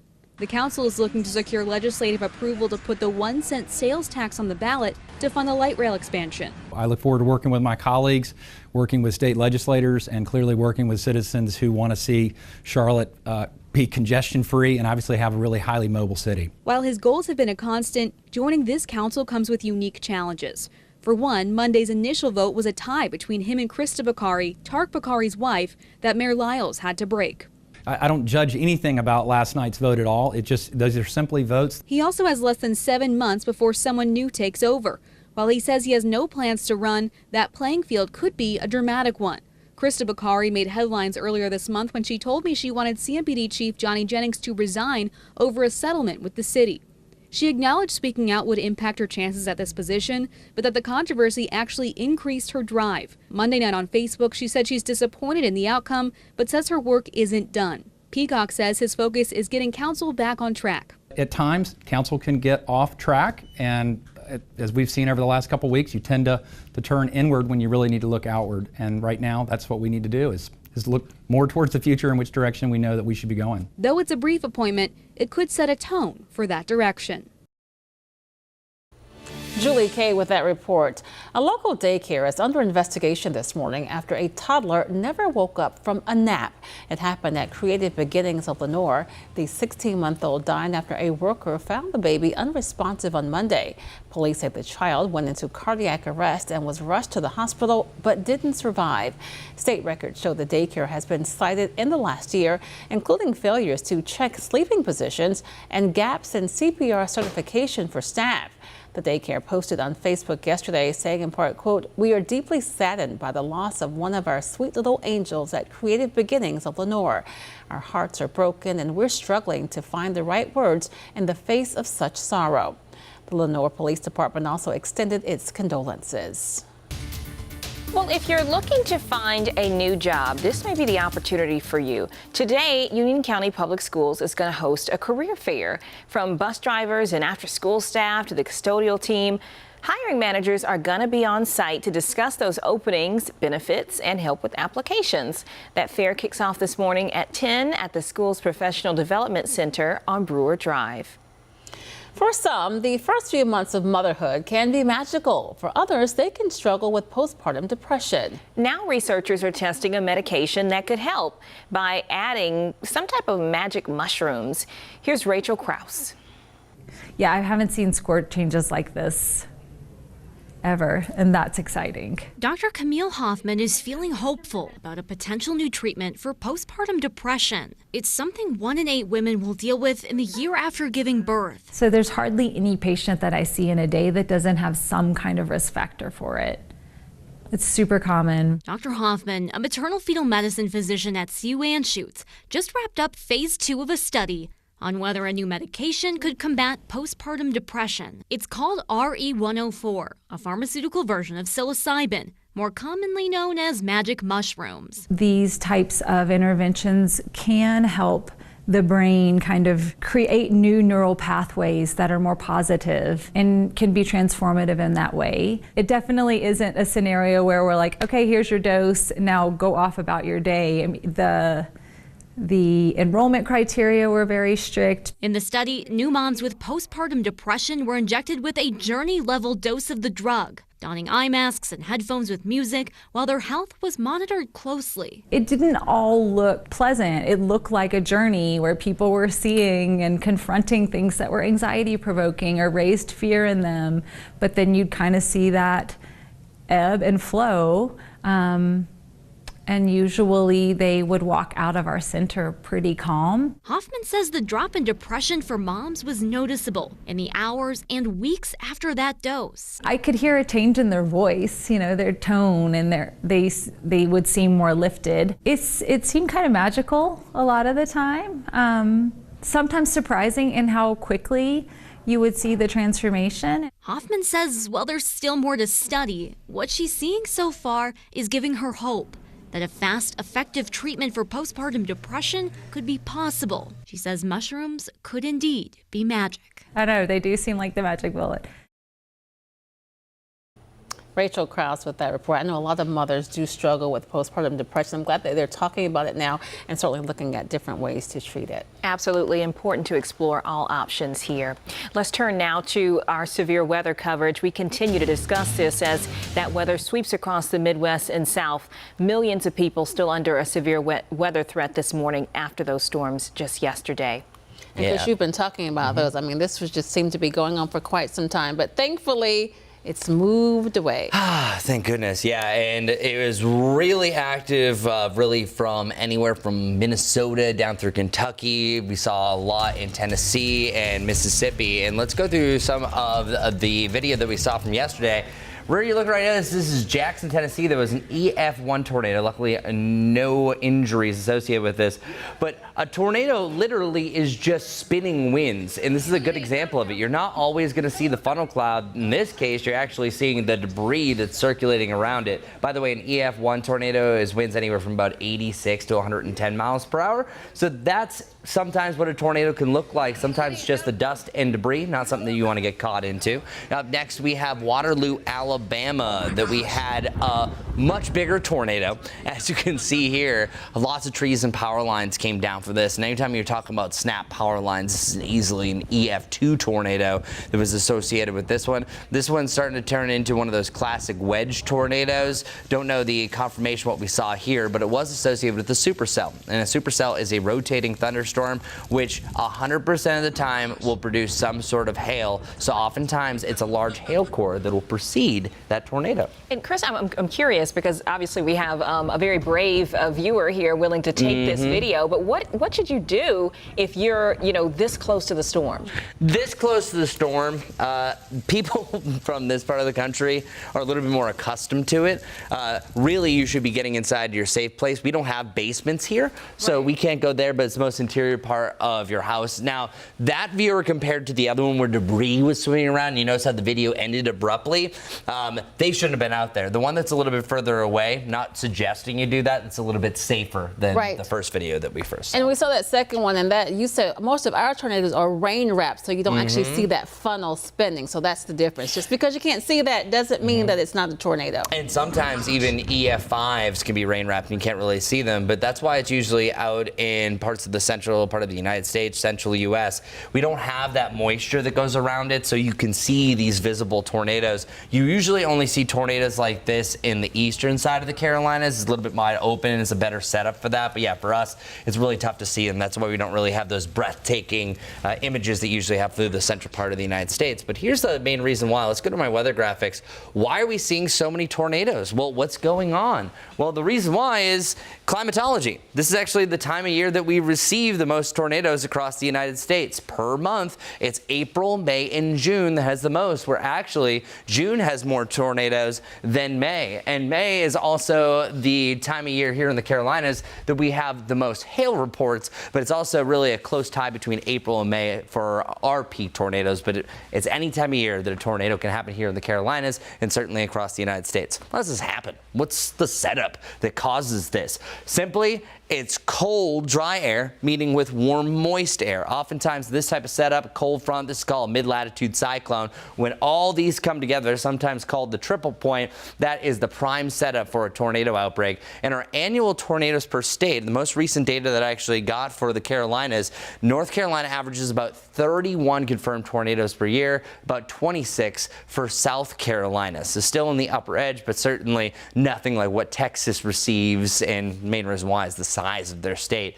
Real quick about our tornadoes, we mentioned the rain wrap, and the reason why they're usually amongst a system that looks like this. It's called the QLCS. It's the quasi-linear convective system. They move fast, form fast, short-lived. On average, they last about 2 to 3 minutes. Sometimes they can last much longer, be on the ground for a little bit longer, but we usually don't have those long track supercells. It's usually those kinks and bends that are most common associated with the system. And of course, everything wrapping this up, we have the enhanced Fujita scale. This is a damage scale, so that's why there's always going to be storm surveyors after these events to see how strong these winds were. Luckily, we did not see any of that last night. Just some rain, some thunderstorms, and of course some wet roads. Majestic. All right, well, let's take a look at those area roadways because we do still have some wet conditions, kind of just depending on where you are. Also still dealing with some fog if you're traveling up north. Drive times are also really starting to pick up, but that's pretty normal for this time of the day. Let's take a look at some of them. If you are heading out the door, it is starting to really pick up.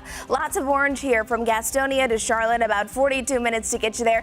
From Waxhaw to Charlotte, over an hour, so make sure you plan accordingly. There's a look at our live traffic maps. You can still see it is very active. The outer loop of I-45, it's actually getting a little bit better compared to about 30 minutes ago. No accidents, but still seeing a little bit of a slowdown there. But hey, if you typically drive on Old Statesfield Road near Stumptown Road, there's an ongoing incident there. You can see those backups indicated in medium and slow going conditions, those yellows and oranges shaded there. This accident has also been ongoing for a little while. Margaret Wallace Road, there's a crash there in Marshbrook Road. And then off to the west, let's highlight this one. There is a crash on Old Nations Ford Road at Westinghouse Boulevard, but not seeing major impacts with that one.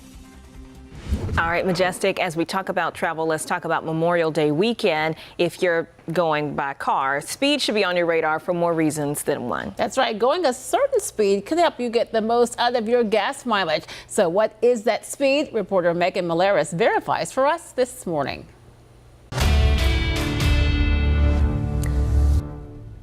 Life in the fast lane? Pump the brakes as North Carolina lawmakers consider House Bill 112 to speed up highway speed limits to 75. Turns out there's a much slower sweet spot to maximize your tank.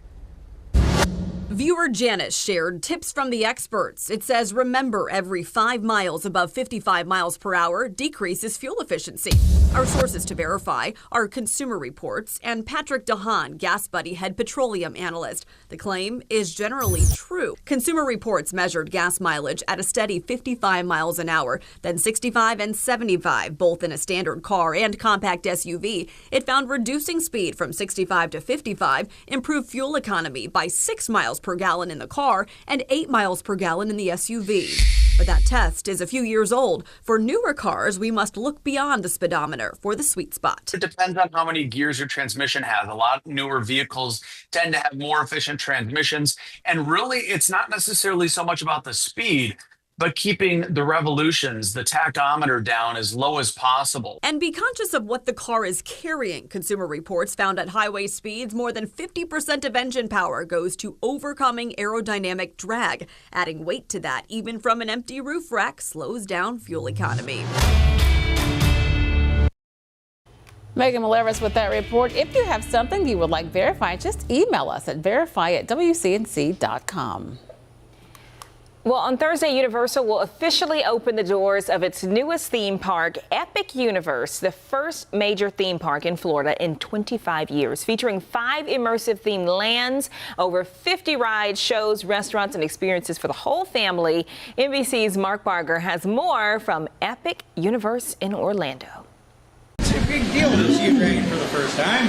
And just one of many elements that Universal Orlando is counting on when portals open Thursday to its new multi-billion-dollar Epic Universe theme park. I Honestly, I'm speechless. Just there's no words for what you see and how immersed you are in everything. That's music to the ears of the park's designers, who created 5 distinct worlds within it, including the Isle of Berk, based on the How to Train Your Dragon franchise. It is very much alive. We focused on putting so much kinetic energy in this land. The Ministry of Magic conjures connections to Harry Potter, complete with frozen butterbeer, while Dark Universe is devoted to classic monsters. I think the right atmosphere, even down to the type of trees they planted here to give it that sort of scary sort of look. Far from scary is Super Nintendo World, It's amazing. It's like stepping inside a Nintendo 64. an environment very familiar, but also very new. Whatever the die-hard Nintendo fans, if they're happy, we're happy. Several thousand fans immersed themselves in a sneak preview during a soft opening, I was jumping for joy, really. It's too hot, but still, I'm so excited. as the park aims for a launch Do you want to say goodbye to our friends here? worthy of its name. Mark Barger, NBC News. And there's always so much intention put into each and every detail. As you said, if the enthusiasts are happy, the super fans, then they are as well. Looks great. We're going to take a quick break, but you keep it right here on WCNC Plus. We're going to have another check on your weather and traffic in just 2 minutes, and then Kaylin and I will return with the day's top stories starting at 8:30.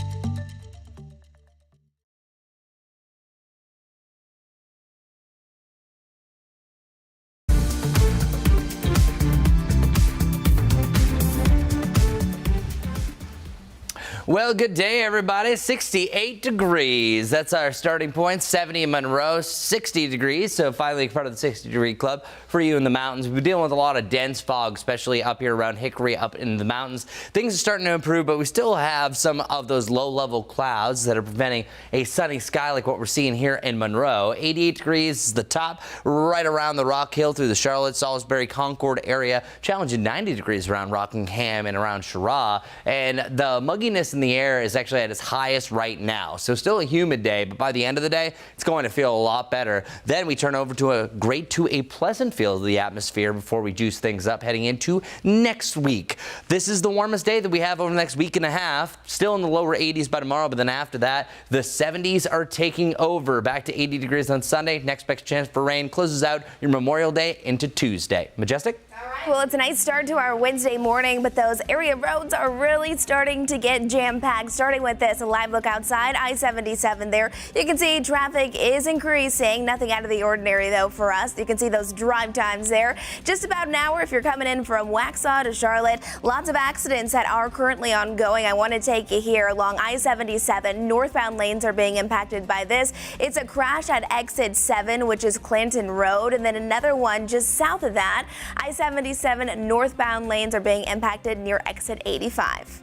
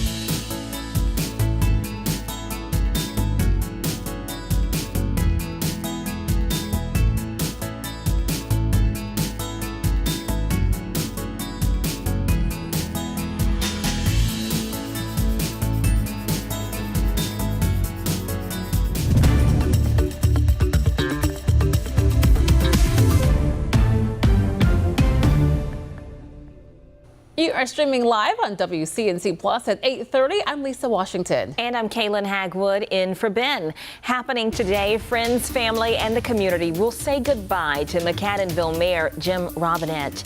WCNC Charlotte's Destiny Richards joining us live this morning to talk about this. And Destiny, Robinette had a long history with the town before his death. That's right. Mayor Jim Robinette dedicated decades of his life to the town of McAdenville. And in less than 2 hours, this community that he served and loved so much is preparing to honor him and his memory with a visitation and funeral service. Now, earlier this month, Mayor Jim Robinette passed away at the age of 80. He began serving McAdenville in 2016 when he was appointed mayor. Then he was elected in 2019 and reelected in 2023. Before leading the town, Robinette spent nearly 2 decades on the planning board and town council. He was a U.S. Army veteran and a longtime resident. He helped spearhead major projects like the construction of a new town hall, the McAdenville Greenway Park, and improvements to local infrastructure. In a statement about Robinette's death, Mayor Pro Tem Reed Washam spoke of his impact, saying Mayor Robinette was dedicated to McAdenville and the well-being of its residents. Having lived in the town for over 45 years, he knew its history and traditions. More than that, he respected that history and tradition. He went on to say that Robinette was well respected in this community, and that was reflected in the fact that he was appointed to mayor, elected and reelected over the years. And there will be a visitation happening in just a couple of hours at 10 a.m. with family and friends. His funeral will be at noon today, and then he will be buried at Gaston Memorial Park at 1 o'clock this afternoon. I'll send it back to you guys live here from McAdenville. Really just a lifetime dedicated to public service from him. Destiny, can you tell us more about the major projects that he helped lead during his time in office? Yeah, Mayor Robinette was instrumental in not just the creation of the new town hall, but it was a transformation of a historic building that became McAdenville's new town hall. And then the McAdenville Greenway Park, that is along the South Fork River, and that was a development that he was a part of, as well as the what's called the South Fork Sewer Project. That opened the door for future utility partnerships with Gastonia right next door. So decades of service to this community that town officials say really left a mark and won't be forgotten. Not just service to the community, but also just having a passion for the people here as well. Sure, he will be missed. All right, Destiny Richards with that report. Thank you, Destiny. Thanks, Destiny. Chris. Good morning, everybody. It is a little foggy out there, and that's especially up in the mountains. So say if you're at a park in Hickory, you're not going to be able to see your gazebo in front of you. You're going to be dealing with that thick fog, I would say, for the next hour or so. But a half mile around Jefferson, mile and a half around Morganton. Not so much around the Charlotte area. Let's go up to Hybrid. No, the camera dropped off. This is one of my favorites. It was here. Oh, now it's just a black hole. All right, Monroe, you're good as well. We have a mixed cloud and sunshine. What you're actually looking at is the moisture that fell from the rain. It has now risen up and condensed into some clouds. These were not here because of the front, so these are naturally just trying to get rid of that rain that fell to the surface. So let's make it look a little bit cloudy from place to place. We have a lot of low-hanging clouds around Charlotte as well, just not on the ground, so not technically fog. That rain says goodbye, and we're going to be dry for the rest of the day. It's only you in the mountains will have a chance for a few showers to ride up the slopes. Highs today, 88. This day separates itself from all the rest by far. We'll be back in the lower 80s tomorrow, but most days hovering in the upper 70s. So highs not really fluctuating too much this week.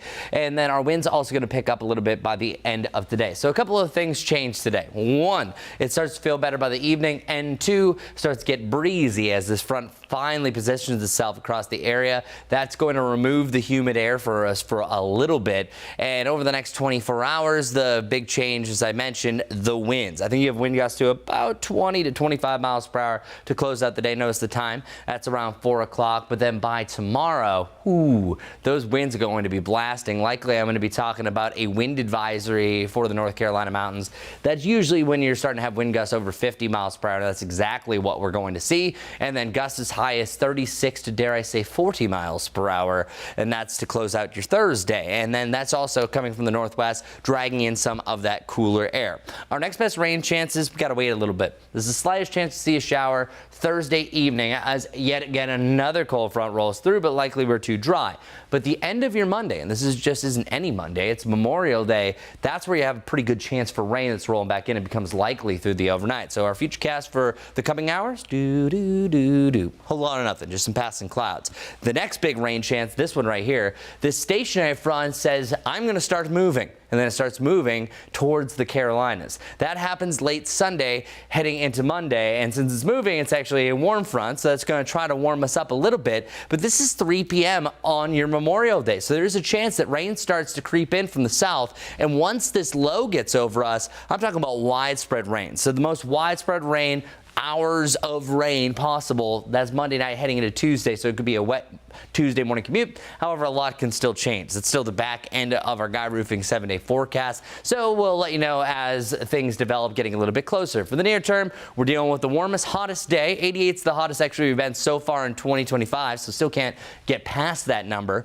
83 for tomorrow, and then the upper 70s, so slightly below normal, but we're not complaining because it's going to feel amazing. Friday, personally, is my pick of the week because it's going to be the most comfortable day with plenty of sunshine heading our way. And then we have a slight chance for rain for the Coca-Cola 600. Right now, I think overall it's going to turn dry. And again, I just told you that rain scenario to close out your Memorial Day. Now let's check the traffic scenario with Majestic Storm. Good morning to you, my friend. Good Wednesday morning, everyone. Heading out the door this morning, starting out your day. There's a live look outside. Take a look at your TV screen. I-77 is definitely starting to see and feel those impacts there as people are waking up, heading out the door, doing whatever they're doing for their morning time commute. We're definitely seeing more congestion. Let's start with this, our drive times. From Matthews to Charlotte, about 30 minutes to get you there. Just about an hour from Salisbury, and from Waxhaw to Charlotte, over 1 hour.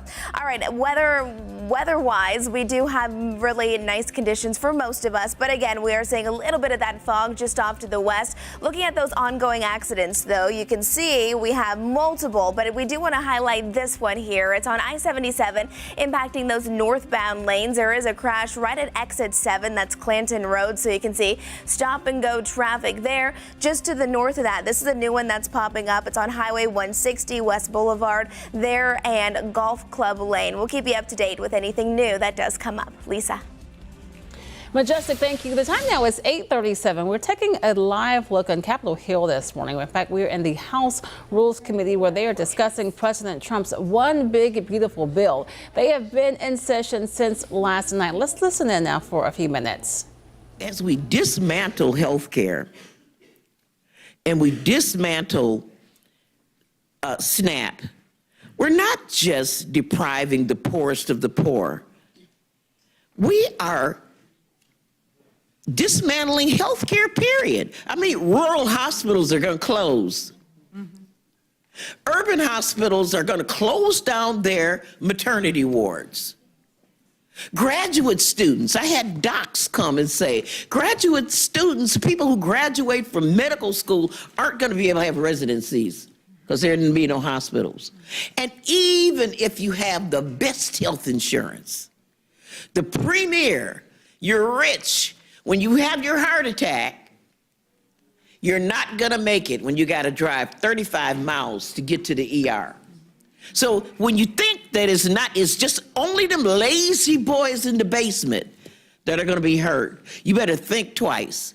You're going to better think twice. When your provider leaves the area because there are too many Medicaid patients and go somewhere, you know, Scottsdale, Arizona or something, where there are rich people to practice so that they can, and you have no providers at all.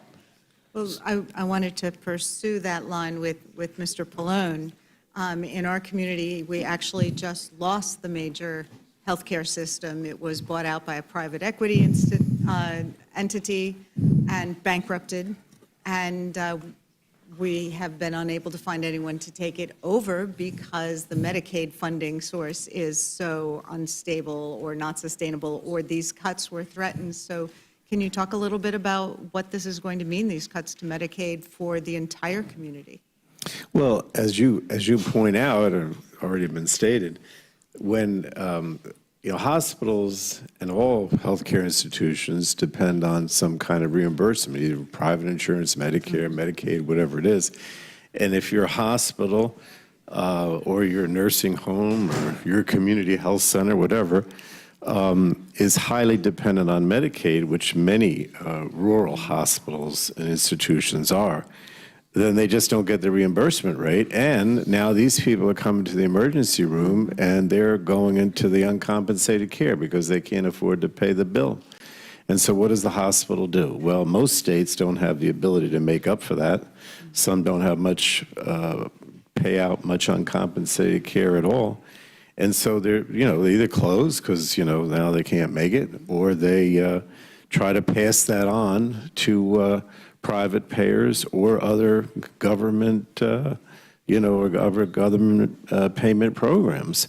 The other alternative is that the quality of care goes down. So in the case of a nursing home, rather than, if they don't close, then and they get less money, then they just provide less services. One of the things that disturbed me the most in this bill, in the Energy and Commerce mark, was that the Republicans take away the nursing home staffing ratio, right? I think they saved $7 or $8 billion by doing that. But what happens then? There's no nurse there at night. There's no nurse. And you're listening live as the House Rules Committee discusses the One Big Beautiful Bill. We know they've been in session since 1 this morning. Of course, this all comes after President Trump met with House Republicans, the holdouts, yesterday, trying to get this bill passed. For the latest now, we go to NBC's Alice Barr to explain why the president had some harsh words for some members of his own party. The committee will come to order.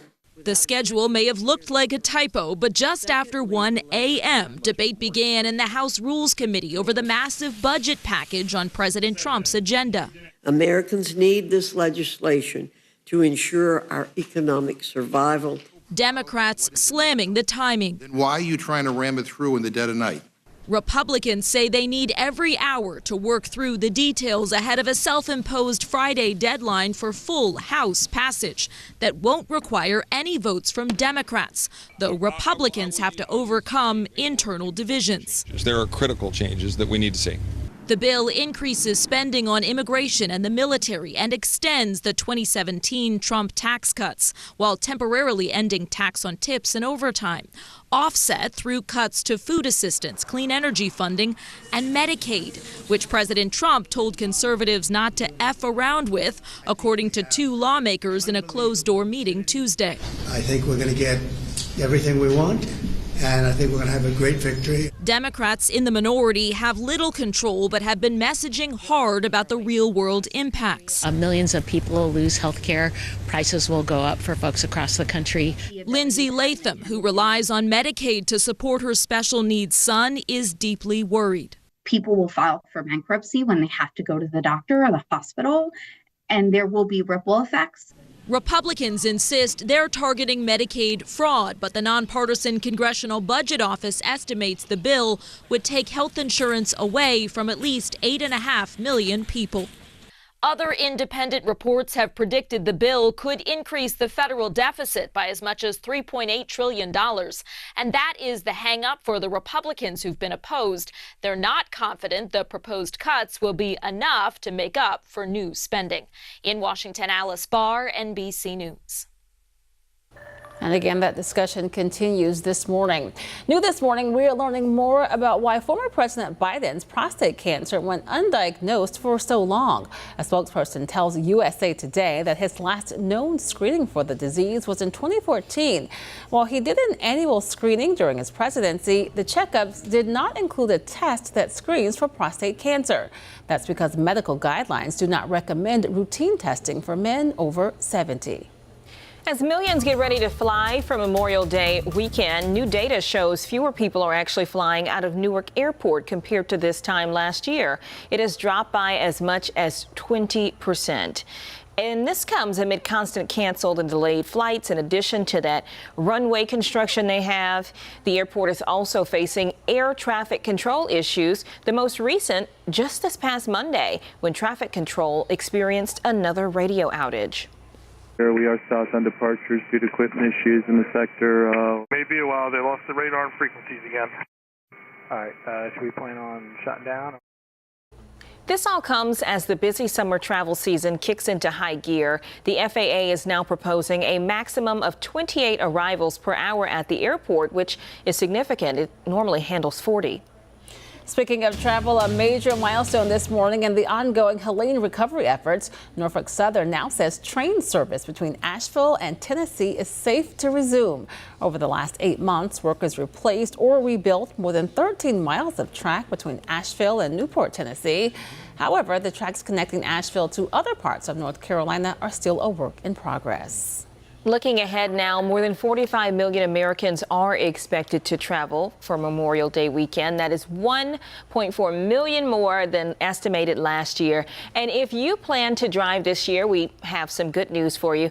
Gas Buddy data shows gas prices are expected to average $3.08 this weekend. That's the lowest it's been since 2021. And here in the Carolinas, it's even lower. North Carolina is averaging $2.87 a gallon and South Carolina is $2.80. And if the beach is in your plans this weekend, be careful about what sunscreen you use. A new report shows only a quarter of sunscreens actually meet standards for sun protection. The Environmental Working Group analyzed more than 2,200 products and only recommended 500 of them. Most sunscreens were deemed ineffective due to lack of sun protection and harmful chemical ingredients. Earlier this month, you may have heard our meteorologists mention a weather pattern that can either bring relentless rain or endless sunshine. But what causes the weather to get stuck? WCNC Charlotte meteorologist Becca Birdsall explains in today's Weather IQ. Feel like the weather's stuck on repeat, sunny for days or rain that just won't quit? It might not be a glitch in your forecast. It could be a jam in the sky. Let's dive into what happens when the atmosphere slams on the brakes in this week's Weather IQ. There are two major culprits behind stalled out weather: the Omega Block and the Rex Block. Picture the Greek letter omega in the jet stream. This is a pattern where a ridge of high pressure gets wedged between two low pressure systems, like a semi-truck double parked on the weather highway. That ridge of high pressure generally leads to clear sunny skies, but on the low side, storm systems get stuck spinning in place, dumping rain day after day. The key with an Omega Block: everything slows down. The jet stream's normal west-east flow gets diverted and weather systems can barely move. Now over to the Rex Block, another stubborn pattern but stacked vertically instead of horizontally. In a Rex Block, a high-pressure system parks itself directly north of a low-pressure system. The high up top keeps things dry and warm, while the low down below gets stuck churning out clouds, cool air, and moisture. They can bring extended droughts, floods, or even heat waves depending on where you're caught. So next time your weather feels stuck on repeat, it could be an Omega or Rex Block jamming up the atmosphere. With the Weather Impact Team, I'm meteorologist Becca Birdsall. That was just music to your ears. Oh, I was having fun with that. Learning about atmospheric blocking and that. Way to go. It was really insightful. I know, right? Depends on where you are, though, because you don't want to get stuck with that low pressure and all the rain day after day. I feel like we had that a couple of weeks ago. Yeah, we did, and it added to our drought. But then meanwhile, remember there was that historic event in Kentucky? Yes. Well, what happened was the atmosphere wasn't moving, so then it was just rain after rain after rain after rain. So they are kind of bad in both aspects. Now, if you're in the surplus and you get one of those, that's great because then you have lots of sunshine. But let's get right to it. I want to advance forward because we do have a wetter pattern next week.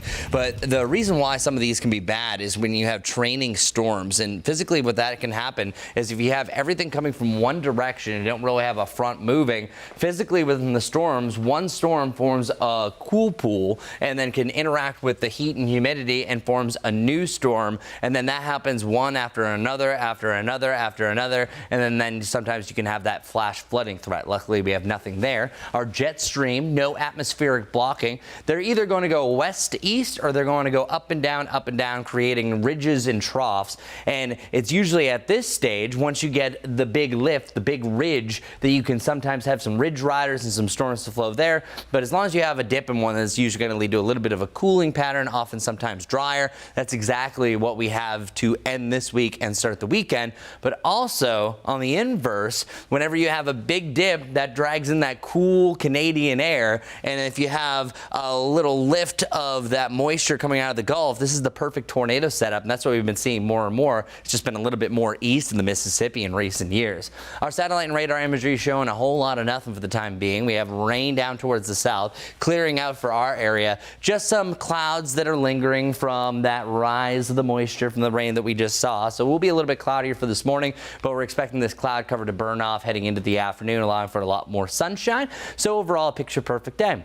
You're looking at 36 hours of our rain chances, and a whole lot of nothing is expected. There's a slight chance for some rain, I'd say, on Thursday night, but all in all, it's really trending in a good direction, and our muggy meter is non-existent. I'm not going to be showing you this graphic for the next few days because we're outside of that humid range. Right now is the most humid part, probably, of the rest of the week. Once you get to about Memorial Day, that's starting to switch back up to the weather side, and then anything that's close to 50 really just feels amazing. So get ready for a really much better feeling forecast. Not calling it humid or muggy for at least the near term, and especially Friday and Saturday. The lower this is, the cooler our temperatures can go, and that's why Saturday morning is trending to be the coolest on that extended forecast. The next 24 hours, a few things are going to change. I already showed you one, and that's where we're going to get a whole lot drier. Slight chance for a little bit of rain in the mountains over the next couple of hours, but once this passes, we're picking up the wind, so it will get quite breezy, and I think you're calling gusts as much as 35 to 40 miles per hour for Charlotte, 50 plus for the mountains. As far as our rainfall chances, I mentioned, they get a little bit more scattered by the end of your Memorial Day heading into Tuesday. Rain is likely, where I think Monday night heading to Tuesday is our best chance for rain in the next 7 days. Our Guy Roofing 7-day shows that really picture perfect forecast on Friday. Friday, wall-to-wall sunshine. That right now is my pick of the week. And then either side of 80 degrees heading through the holiday weekend. More clouds for your Sunday. Should be A-OK for the Coca-Cola 600. And then also for Memorial Day, we are expecting a chance for showers and thunderstorms later in the afternoon. So already, if you have any plans, maybe do them a little bit earlier. Of course, things can change, but that's what it's looking like for right now. Now up next, we have Majestic for a last look at our traffic. All right, well, good Wednesday morning. Traffic is definitely getting congested, but this is what we typically expect this time of the day. I-77 here, you can see traffic is just flowing very slowly. Let's take a look at some of those drive times from Waxhaw to Charlotte, about 1 hour to get you there, over 30 minutes coming in from Matthews. You can see our live traffic map, still looking at some patchy fog out there for areas northwest of Charlotte, but we have seen some pretty nice improvements. Multiple accidents still underway. Let's talk about a couple of them. This one here still bringing those impacts. It's on I-77 and northbound lanes are being impacted by that. It's a crash at exit 7. That's Clanton Road. Just to the north, this one here is on Highway 160 where there's currently a crash at Golf Club Lane. Want to talk about this as well because look at all that red that's indicating that stop and go traffic. I-77, if you take this, those northbound lanes right now are being impacted by a crash at exit 85. So again, if you typically take I-77 and northbound right around this location, you might want to allow for an additional 5 to 10 minutes to get to where you need to be this morning on time. We are seeing this one off to the east, Margaret Wallace Road. There's a crash at Marshbrook Road. So it's just that time of the day where a lot is going on. Make sure you're just driving with caution as you're heading out the door for your Wednesday morning commute. Lisa. Majestic, thank you. Check this out. The days of wowing a first date by spending big may be over. A new survey shows more than half of Americans find penny pinching to be very attractive. In a world of tariffs, economic uncertainty, and inflation, 56% of Americans say they are not interested in a date that shows off money. In fact, nearly 40% say they would be more impressed if their date pulled out a coupon or used reward points to pay. While it may have been a debate a few years ago, almost half of people say they are more than okay with splitting the bill. I'm not so a lot sure. to unpack there. There's so much to unpack. Now, I understand that we're in an economy where people are wanting to spend a little bit less, so that makes sense to me. But I think that, you don't have to spend a lot of money to have a good date. You could just do something very thoughtful. I think it is the thought behind it. To me, that means the most. Take me for a coffee, and we're not like being too cheap. Because there's a level of, I don't know, you want to impress the person a little bit, right? If you start off. Especially like a first date. Don't necessarily pull a coupon on the first date. Right. We can talk about cost-cutting measures, I think. But apparently we're in the minority here. All right, we are going to take a quick break, but you keep it right here on WCNC Plus. At 8:56, we're going to have a check of weather and traffic again. And then our own Jane Mariella is going to take over from our live Impact News studio starting at 9 o'clock. You can see her getting into place there. Keep it right here on WCNC Plus, streaming live all day.